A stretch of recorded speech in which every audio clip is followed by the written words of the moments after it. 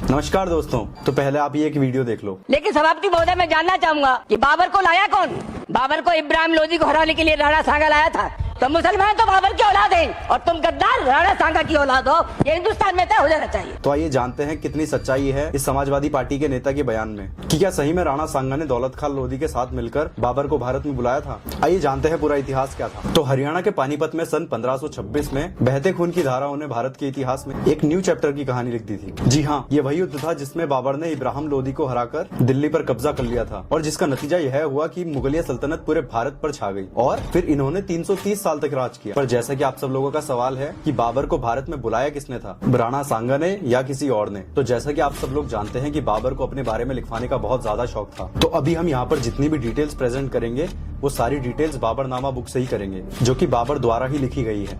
A.S. बेवरब्रिज, जो कि Britain की एक फेमस ट्रांसलेटर थी और उन्होंने बाबर की किताब जो कि बाबरनामा थी उसका इंग्लिश में ट्रांसलेशन किया था। और बाबरनामा पुस्तक पेज नंबर 529 में यह बताया गया है, बाबर को यह मैसेज दिया गया कि वो भारत आकर इब्राहिम लोदी के खिलाफ युद्ध लड़े और उसमें वो बाबर का साथ देंगे और जब बाबर जीत जाएगा तो महाराणा सांगा की सीमा आगरा तक होगी और पूरी दिल्ली बाबर की होगी। और जब बाबर पानीपत पहुंचा तो उसने कहा कि ना तो उसे यहाँ पर किसी राणा सांगा के आने के संकेत दिख रहे हैं और ना ही किसी के जाने के संकेत दिख रहे हैं। और बाबर ने राणा सांगा के ऊपर वादा तोड़ने के आरोप भी लगाए। तो दोस्तों, बाबर ने बाबरनामा किताब में राणा सांगा के बारे में ये सब बातें लिखी हैं। लेकिन जब दूसरे एविडेंस देखे गए तो वहाँ से कुछ और ही निकलता है। आइए जानते हैं दूसरा एविडेंस क्या कहते हैं। लेकिन जब हम किताब राजस्थान का इतिहास जो कि गोपीनाथ शर्मा के द्वारा लिखी गई है उसको देखते हैं तो उसमें गोपीनाथ शर्मा ये सब बातें लिखते हैं कि पेज नंबर 214 में यह लिखा है कि 1517 में राणा सांगा और इब्राहिम लोदी के बीच में युद्ध होता है जिसका नाम था बैटल ऑफ कटोली, जिसमें राणा सांगा की विजय होती है। और बस यही एविडेंस नहीं बताते कि राणा सांगा वो युद्ध जीते थे और यही बात बाबरनामा किताब में भी लिखी है पेज नंबर 593 में। और फिर गोपीनाथ शर्मा इसी किताब में लिखते हैं कि 1518 में एक और युद्ध होता है राणा सांगा और इब्राहिम लोदी के बीच जिसका नाम था बैटल ऑफ बारी और यह युद्ध भी राणा सांगा ही जीतते हैं। तो सवाल यहाँ पर आता है कि 1517 और 1518 का युद्ध जब राणा सांगा इब्राहिम लोदी से जीत सकता है तो राणा सांगा को बाबर को भारत में बुलाने की आवश्यकता क्या पड़ गई। इससे तो यही चीजें साबित होती है कि वो सारे तथ्य झूठे थे जिसमें यह बताया जाता है कि राणा सांगा ने बाबर को भारत में बुलाया था। इससे तो यही साबित होता है कि राणा सांगा ने बाबर को भारत में नहीं बुलाया था, क्योंकि राणा सांगा को बाबर की मदद चाहिए होती तो वो 1517 में ही बुला लेता। और उससे पहले आप ये क्लिप देखिए।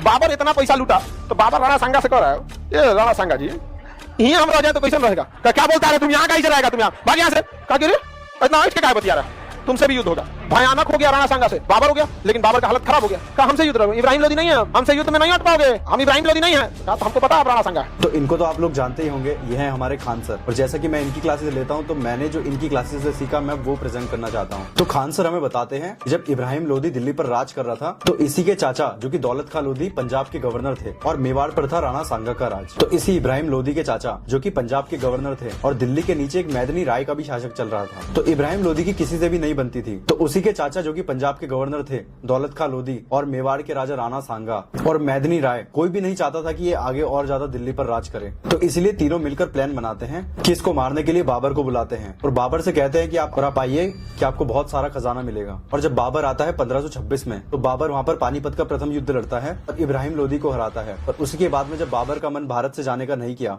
तो उसने क्या कहा, पहले आप ये क्लिप सुन लीजिए। तो बाबर राणा सांगा से कह रहा है, ये राणा सांगा जी यहाँ हम रह जाए तो कैसे रहेगा? क्या बोलता है तुम यहाँ कैसे रहेगा? तुम यहाँ भाग यहाँ से। क्या गिरे इतना के क्या बतिया रहा? तुमसे भी युद्ध होगा। भयानक हो गया राणा सांगा से, बाबर हो गया, लेकिन बाबर का हालत खराब हो गया। कहा हमसे युद्ध रहोगे? इब्राहिम लोदी नहीं है, हमसे युद्ध में नहीं हट पाओगे। तो देखा जैसे आपने खान सर ने कैसे बताया कि उस टाइम पर क्या हुआ था। तो जैसे ही बाबर ने पानीपत का प्रथम युद्ध जीता फिर उसने battle of Ghaghra, battle of Chanderi ये युद्ध भी लड़े। तो मेरा तो यही मानना है कि इतिहास की बातें अब इतिहास में ही रहने दो, जो भी हुआ अब हो गया। अब हमें आज के टाइम पर ध्यान देना चाहिए कि आज के समय हमारे देश में क्या चल रहा है। क्योंकि जैसा आपको भी याद है अभी से 14-15 दिन पहले ही औरंगजेब और छत्रपति संभाजी महाराज की बात चल रही थी। उस बात से कोई सेंस नहीं निकला तो स्टैंड अप कॉमेडियंस को परेशान करने लग गए और उससे भी कोई सेंस नहीं निकला तो अभी मार्केट में नया जुमला लेके आ गए। तो जाते जाते मुझे अपनी राय भी बताते जाइए कि इस बात पर आपकी क्या राय है। धन्यवाद।